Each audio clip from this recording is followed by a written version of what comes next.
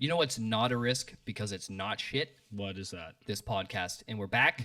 Brian, Yeah? the Drunken News, please, Maestro, yada, yada, yada. Thank you. you. Don't drink this because No, I you're don't. pregnant. Come I on. am. I'm carrying for 2. So thank you for being considerate. The first piece of news that we have this week, Xbox Live Games with Gold for the March of 2000 for the March of the man 2017. So March Madness. On Xbox One, you're going to get Layers of Fear free during the entire month of March, but also Evolve Ultimate Edition will be available as a free download from March 16th through April 15th. Layers of Fear. What is that? I hit it! A horror game. Nice. I played. Nice. Tears for Fear? It's a good band. Everybody wants to rule the world. But I played the horror game during Halloween. Nice, okay. It's a psychedelic one that the painter who was chopped up the body, I think. Yeah, cool. sure. You can play it for free this month. Justin might want to pick that up. Yeah, I'll check it out. If you still have a 360 kicking around, but actually, no, you don't need a 360 because Xbox Ones are all backwards compatible. Hey! March 1st, you can get Borderlands 2 will be free from March 1st. That is a fucking great game. Through If the you do not 15th. own this game, you need to get it. Like, you are a fucking psychopath. This is so much. If you haven't played this game, it is so much fun. And if you have played this game and you don't own it, I know you're going to get it because you know how good it is. You should This really game download is it. good. I'm not going to download it. Why? Dude, It's why? Xbox Just- 360. Right? No, but it works on It's Xbox, Xbox One. One. Backwards So, compatible. I don't have it expired anyway, so I have to resubscribe. But I it's a do fucking- own Borderlands anyway. Oh, but it's- thinking out, It's a great game. Yeah, it is really, really good. Yeah, Although March two-player game. 16th through March 31st, a game called Heavy Weapon. Don't know what this is. So It's probably one of those arcadey trash games that they just usually throw in there. yeah, like Super Dungeon Bros. Super Dungeon Bro. I thought that turned out pretty good. No, not very good at all. So the next piece of news that we have is Blizzard worked on 2 separate MMOs after Titan's cancellation. So this all came from Jeff Kaplan's explanation in DICE Summit. I think that happened Wednesday, February 22nd of 2017. So it's if you want to see his entire thing, go over to YouTube and find it. But it basically he explained that the Titan team was given a six-week window to use as an ideal process after Titan was shut down. The 6 weeks were split into 2-week chunks, and the team spent the first 4 of those 6 weeks working on 2 brand new MMO concepts. Quote, "We spent 2 weeks on an MMO that was in another Blizzard universe that we haven't made an MMO in lot of choices for you to figure out which one that was." Okay. Yeah, that's World in of- dash lot. World So of Warcraft. yeah. Kaplan said, "Then we spent the other 2 weeks on a brand new MMO set in another completely intellectual property." This was going on. Blizzard was also working on a different idea, which eventually produced Overwatch. Neither of the 2 MMOs ideas worked out, and the team turned its full attention to Overwatch after the 6-month or 6-week process. Little was really shown off during this.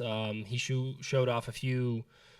So is he saying we were working on some stuff and it's dead now? Yeah, Correct. it was like more of like a TED talk. He was just expressing right. like the behind the scenes And then they were things. like, Overwatch took off in a million miles an hour, and they were just like, Yeah, well, he showed a few concept art, like images from it, and there was this gigantic spider character that everyone was like, "Oh my god, who is that? We haven't seen that before." Like there was a Roadhog, but he was green, so like you're like, "Okay, cool." And then Tracer was slightly different, and then there was a male Widowmaker, so you're like, "Okay, like these are all the see where they were, like, characters." kicking But around. what is that character? So there has been teases of a new character. I don't know if you've seen this, but the Effie. yeah. In the PTR, there's Yeah, a like physical in one of the levels, it's the New loading Bonnie. room when you're waiting like the 30 seconds before the match starts. It has like physically they built something to show like she was there. or Well, the it thing, was there. the It's like thing a is statue that or- so It's like a damaged wall. Like yeah, you could so think it it's was someone combat, like someone it was a combat throws zone. it shows like dead robots, so dead little bastions almost that are up against the wall and destroyed the wall. But then the payload that you push doesn't have the Doomfist in it anymore; it's gone. So that's in the PTR right now. So they're showing off a lot of things like that. So a lot of people think that Effie Might have taken it or some shit. Might have taken it. And apparently, from what I've gathered, Effie is an 11-year-old girl that's very tech-savvy that has this gigantic robotic suit that's like a spider. To a Diva. Yeah, but I hear that, you know how it's more of like a Reinhardt, kind of like Reinhardt can absorb a ton of damage. And kind of stay in one spot. Yeah, so it might be like some sort of spiderweb shield of some yeah, shit like so I'm excited to see what it is, but she's coming, man. It'll be the next, whatever they got, next hopefully, holiday bullshit. Hopefully sometime in mid-March, we find out something. Yeah. Some St. Patty's Day. Yeah. Well, with any luck, maybe. You'd be lucky. See what he did there? Yep. Anyways, the next pieces of news that we have are actually quite sad, but there are 2 deaths in the gaming industry this week. Twitch streamer was found dead during a 24-hour charity live stream. So Brian Posh Hybrid Villanelle? Yeah. I don't know how to say it. Yeah, Villanelle Posh. died during a 24-hour live stream for charity. He's raised thousands of dollars for charity within his live streams in the past, and apparently during this one he took a smoke break at 4:30 Eastern time, and he never returned. Police arrived a little over an hour after to find him unresponsive and pronounced him dead at the scene. Exhaustion? I don't know. So the thing is that numerous reports over the years of people dying after playing video games for extended periods of time with no breaks, usually due to blood clots that cause cardiac arrest. A couple years ago, a Taiwanese man died in an internet cafe after playing video games for 3 days straight. Another died. Noodles. What? That was the story of the guy who was like, he was eating like ramen noodles for like 30 straight days. Yeah. And then after a 5-day binge under similar circumstances. So it sounds like if you're doing a live stream charity and it's over extended periods of time, take breaks, switch off with people, please. Blood clots, I mean, It's no joke. they're like fucked up, but they can honestly, people live stream for a living and they'll live their entire lives. They'll be good. Yeah. So it's just a fluke freak thing. Yeah. Another death in the industry. Alan Stone, former vice president and co-founder of Nintendo of America, passed away Friday 17th. February 17th, which was a Friday, after a long battle with cancer. Stone got his start in the gaming industry as he formed Far East Video in 1979 to assist Nintendo in bringing arcade games to Western shores. A couple years later, Stone was named the vice president of the newly formed Nintendo of America and was pivotal in Donkey Kong becoming a success in the region. So I can thank this guy for Donkey Kong? No, he just... In America? Yeah. Yeah. I mean, it would have come. Thanks a lot, man. Yeah. Wait, you didn't like Donkey Kong Country? It's a good game. The Super Nintendo one? Donkey Kong is Donkey. Let's just move on. And let's not give this guy a bad name. He's clearly very talented.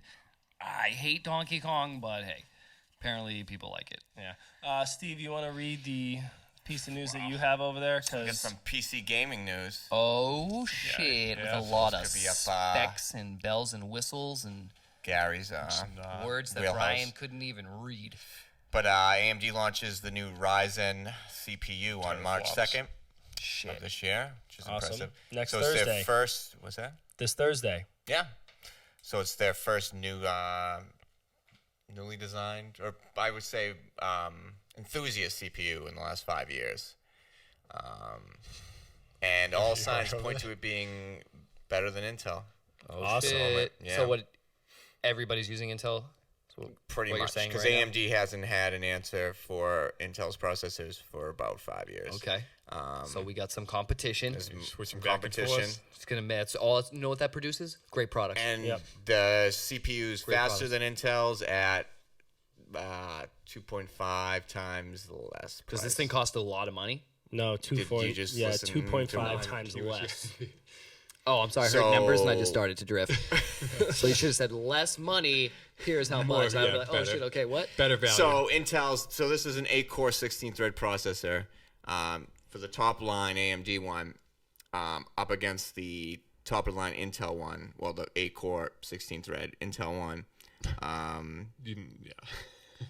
I'm just like trying to It's keep not- nodding and stuff. So AMD's, they perform the same on single thread AMD is faster, 9% faster on multi-thread. Intel's cost, I think it's $1,200. AMD's is $500. Damn. Wow. Yeah. Okay. Shit, son. Now you're talking numbers that make sense. Threads, so their tier all sorts is of threads. Yeah. their price tier for this is you get Pay more for the threads. You need those 3.6 threads. gigahertz for 500. How many teraflops does it have? Flop me. These there's no teraflops. What? Technically. What? Then why are we talking about Then it? this isn't even news. Dongles and teraflops. And then Teraflops. 3.4 gigahertz for $399, and then 3 gigahertz for $329. So they're all 8 cores, all under 500. Pretty good. That's So impressive. it's extremely, We're, like, super stoked. extremely aggressive pricing for processors that will match or beat Intel. So potentially Nice. to Lineup. become Master Race could be you know, take a loss $700 here cheaper. maybe, but then they make it up when they Right. make a good name for themselves. And that's not like those are the only 3 that are launching right now. Those aren't even the mid-tier ones, which will probably be half of the cost of that. So then you hope that Intel then realize they have to drop their prices, and they already make good products. You already know that, so hopefully they'll start coming down. Intel will competitively. probably drop them a bit. They probably won't want So to. it's a drop them win-win for lot. people making a PC regardless in the future. Yeah, it's very exciting, and if everything pans out in the when they the are what embargo they say they lifts are. and like the numbers pan out, like we'll finally have some competition in the CPU space. So we'll really get Good products. really aggressive CPUs again because Intel's just been crushing Torn. it. Yeah, they've just sucking been. ass. Yeah, well, they've because they not don't been have. They don't crushing it have to. because they've had no competition. Yeah. So They they've don't been have to. very. They got fucking complacent, and they think that they can just They've keep giving us the same plateaued. stuff You know, over and make over good again. And now they're like, technology, shit, we got to pull out the big guns, make them cheaper. Bang, bang. All of us But become Master Race. They keep I it see what hidden. you did there. You pulled out the bang bang with the guns. They I go think this together. also bodes well for the future of depending on PS5 and Xbox Two. -1. The way they're Yeah, who the fuck knows? The Expo. Zero. that The time machine. Xbone, yeah. some derivative, some product of this potential family might end up in the next one, or To make consoles even better, you're saying? And cheaper. AMD might start. Yeah. That's what I'm talking about. I making like that. consoles great again. Making consoles great again. This That's is the motto this we're is the going with? podcast of making games great again. But yeah, it's good news. It's a shame Gary just built. Yeah. Yeah. Sorry, No, but he's not a got to shame. find. It's not a everything shame. he got. You know what? It's not He a doesn't shame. have to play around with the experimental phase because he's already so. good. He knows for sure he's got a good product. He might have paid a lot for it, but he's got a good product. but hey, he's still got that Doom on ultra settings. Like that was crazy. I like that a lot. Yeah. It has more to do with the graphics than the CPU anyway. Yeah, But perfect. anyways. Perfect. So mine do you will be guys cheaper. remember last listening. week when Yeah. we were talking about that package that had $10,000 worth of NES I remember. games that was lost? And Jersey? a priceless amount for one poor soul. Going the other way. Nice. So apparently it's been found. AKA, the guy was like, shit, this is actually a huge deal. fucked, Let me yeah. make sure I give this back. I'm Yep. fucked. So apparently, thankfully, to the continued media attention given to the case, caught the eye of a UPS worker or USPS worker who wanted to lend a hand. You're welcome, by the way. Yeah, we finally covered one it. of them has a soul Yeah. in there. It's like, oh, yeah, I think I saw that package back here behind the rafters. Ooh, I didn't steal it. Yeah. So there's a really long quote here. Do you want me to read the whole thing? No, Just- God, no. Just Did say you the part. paraphrase? Yeah. Okay, so He highlighted like fucking 2-3 paragraphs. Yeah, there's a lot That's not here. a highlight, Brian. That's 3 paragraphs. I didn't highlight the whole thing. That's I one just line, outlined. Yeah. You the see? whole It's thing. an outline of a Oh, highlight. I just thought. Yeah. Don't read all that. Don't read that. It's Okay. like 2 paragraphs. So Who are we quoting? They got it back. The guy The guy's who- a the guy, scumbag. the guy moving. who Found got the package back. So basically, after seeing the story on the internet a bunch of time, or seeing it, a manager at USPS Consumer Affairs Department noted the case, and he told. Quote, he told me straight up the reason he was contacting me was because of the news articles he had encountered on this case. So thanks to the coverage, I finally have a strong contact within USPS who passed me to his employee who proceeded to open an investigation to help find the package. So on February 21st, he got an email, but that was just like a automatic email, and so it got his hopes up for no reason. But on February 23rd, they did actually find the package. It was down in Atlanta, apparently. Someone in the Atlanta, Georgia mailroom discovered or located the package. So he's in New Jersey. It got all the way to Georgia. With Someone's no fucked shipping up. label on it because they found the ripped off shipping label. I'm not even sure. Does the guy? I don't necessarily know if the guy even lives in New Jersey. I think that's where the package. Well, that's was where the sent pack- from correct. Germany. Frankfurt? So, because he Germany. said he was going to give up now. Yeah. Does Well, that mean he's going to keep going? Yeah, well, he said that the last thing is, but yes, with these games recovered, I'll declare the preservation project undead. Which is good. So And that's then great. I think he also That is mentions the in there key. now he will That's awesome. change his shipping methods. Or Yeah, like, he's only going to be yeah. using smaller shipments. So this or guy buying makes individual games to scan The and best archive. emulators. Yeah, He makes he definitely Most makes accurate. the best Super Have you Nintendo played any emulator. of his emulators? Or like, have you done like I've downloaded used or whatever? it. Yeah, it's cool. He does yeah. a good Well, job. he Yeah, used it's the one cool. before it It's was. okay. Yeah, what before was, he became Hagen, or whatever it is. I never know how to say it. Right. It was called Haagen-Dazs, I think. BSNES. Yeah, it's the most accurate. Then it had 3 performance profiles. I think I explained this last week. It had like balanced performance and accuracy. And accuracy takes the most CPU power to do. But that's the closest to That anybody can get. replicating a Super Nintendo, an actual Super Nintendo, which is what you want. Because there's like, he has a few articles he points out, like, they're not game-breaking things for some of them, but in certain games, they don't like, there's like a flying type game where the drop shadows are rendered weird, or it doesn't have a drop shadow. And there's one, I think it was like Roadrunner or something, where if you get all the way up to level 9, you can't complete the game. It's just like this random... Because it's not accurate. There's some sort of bug. And those are kind of the hardest things to test for accuracy, because you have to kind of Beat the game. have someone who finds the bug, who Yeah. goes up to a level like And that, or just finds it in somebody- the code. It's good enough. If to you be- worked, if you were one of the guys who worked on it, you might potentially know it. Oh, this is That's what was true, happening too, with yeah. us. We had to do this to fix it, but Nintendo would never tell them that because they don't want them to steal. well, his again, product. it all depends on the developer of the. You know what I mean? So like, it's the Roadrunner game wasn't developed by Nintendo, I'm sure. Right. But yeah, his ultimate replication is tough, man. his ultimate goal is to have the most accurate, flattering. because he realizes that like that's what's going to happen. Like, these consoles are going to die at some point. The There original needs to be a way hardwares for are going to be people- around forever. So we need to understand it enough to have the most accurate So possibility that we of playing can it. preserve it. Right. Yeah. And it's It's a great. project. Yeah. Yeah. Very nice. But This guy's got the right idea. the last piece of news that we have: BioShock creator Ken Levine reveals his new game development studio. So after 3 years, Levine's new studio has officially been revealed as Ghost Story Games. It is founded by 12 former Irrational Games developers, including Levine, art director Sean Robertson, and executive producer Don Roy. So they're describing themselves as being dedicated to creating immersive story-driven experiences for fans who love games that provide a bit of challenge. Ghost Story's mission statement also name drops BioShock. So it sounds like they're making more first-person Type of games. Job postings also reveal that the immersive game is utilizing Unreal Engine 4 and will be a first-person shooter sci-fi game with RPG elements and a semi-open world to explore, aka BioShock. Right. Right. Well, hey, fuck it. If it's good, it's good. I hope it is. I'm sure it won't. Well, I hope it's not shit. I mean, small teams can sometimes, money can just be an issue. They are, seen that there's job postings, so hopefully they're expanding a little bit in there. And hopefully these guys, I don't know what those positions pay, but hopefully they got some nice piggy banks saved up. 'Cause Yeah, well, that's usually- all the things that usually happens with these small studios. They got a good idea or something like that, and you hope they don't run out of some money. Yeah, I mean, I don't think that they will. I think that you can always do a Kickstarter or a GoFundMe or whatever they want to do. But I feel like 2K usually backs Levine, so You'll probably be able to get some loans. Yeah.